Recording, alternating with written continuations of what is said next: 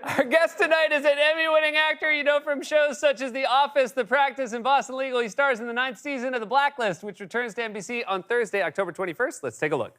During the past 2 years, I've learned what to hold on to and what to let go of.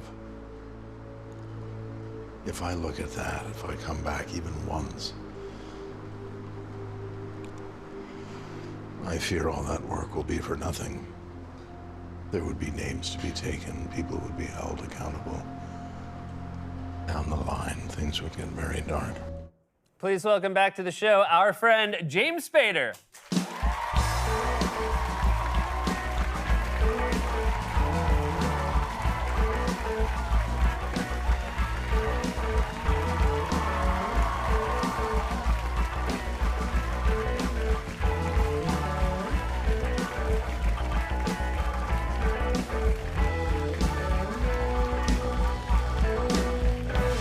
James, welcome back. Thank you.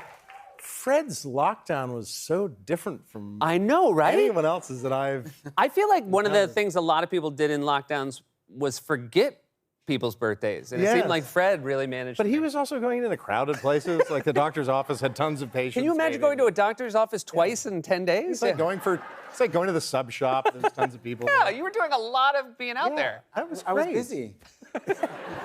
So I'm actually fascinated. I want to ask you something because we've had guests on this week who I had interviewed during the pandemic via Zoom, but you actually were here in January in the studio without an audience. Yes. Do you remember what that was like for you? Did you think it was weird being in this big studio with nobody here? I really have no memory of it. Yeah.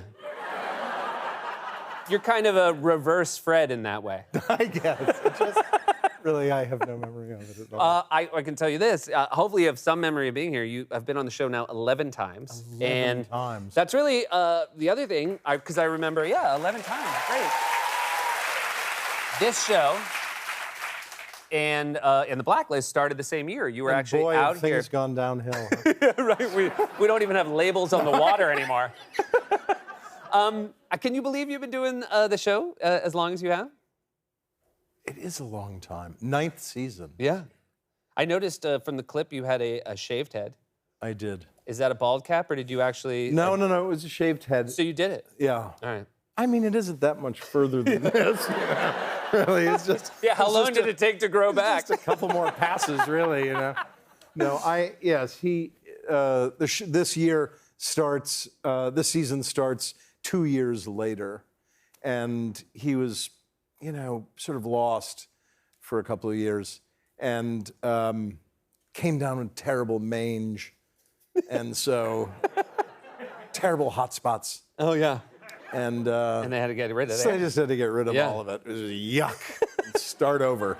You've always talked on the show admiringly about the writers on The Blacklist and how they continue to be inventive and not just keep it fresh for the audience, but for you. Does that continue to be true? Are you still excited to see where they're going to take it? It's completely self-serving in that, but in all seriousness, I mean, that really was what I think you have to look for in material that you're going to be doing for a television show, and especially if it seems like something you want to stick with for a little bit. And I read the pilot of this, and it was clear that there was the landscape was pretty broad, and the tone was very, at turns was very irreverent and funny, and at other times incredibly intense, and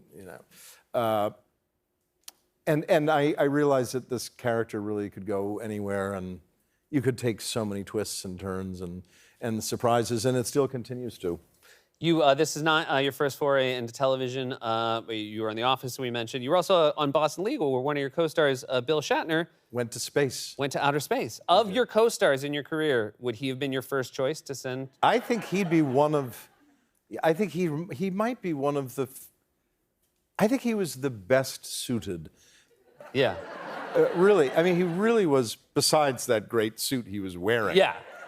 He did, right. It was, I think, for most men his age, yes, if you put them in that suit, it would be jarring. And yet, with him, it looked like that's what he should always be wearing. Yeah, no, I hope he kept it.